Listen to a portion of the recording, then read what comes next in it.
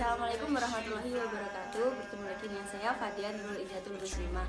Di video kali ini saya akan membahas tentang materi standar komunikasi data. Materi yang pertama yang akan saya bahas adalah perbedaan 7 layer OSI dan TCP atau IP. Materi yang kedua, penjelasan masing-masing bagian 7 layer OSI dan TCP atau IP. Materi yang ketiga, penjelasan tentang UDP.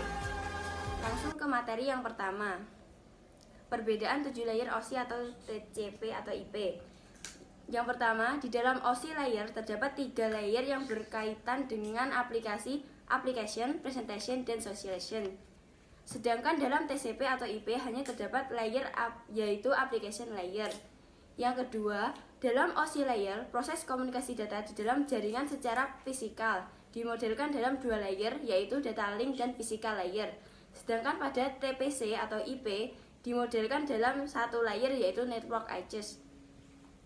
Yang ketiga, dalam OSI layer memiliki 7 layer dalam menjelaskan proses komunikasi data di dalam jaringan. Sedangkan pada TCP atau IP hanya terdapat 4 layer saja.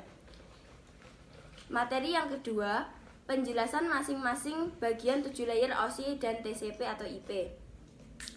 Layer pertama yaitu physical layer.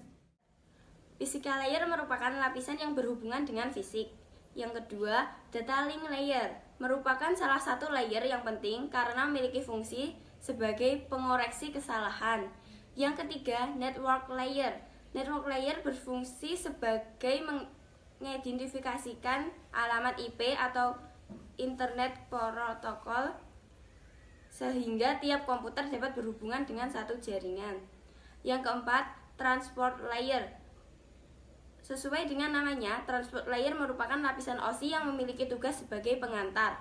Yang kelima, session layer. Session layer berfungsi utama untuk mendefinisikan bagaimana sebuah koneksi bisa dibangun serta dapat mendefinisikan manajemen dari sebuah koneksi. Yang keenam, presentation layer.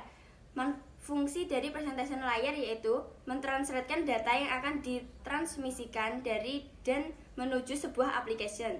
Yang ketujuh, application layer merupakan lapisan yang pertama pada saat sebuah data mulai ditransfer dan merupakan lapisan terakhir yang dilewati begitu komputer klien menerima data tersebut.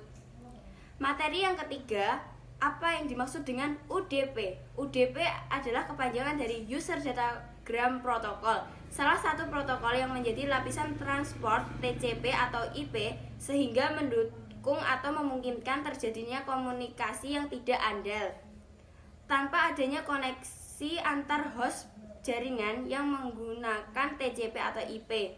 Protokol jenis ini didefinisikan dalam RFC 768. Oke, sekian video dari saya. Terima kasih. Mohon maaf apabila ada kekurangannya. Wassalamualaikum warahmatullahi wabarakatuh.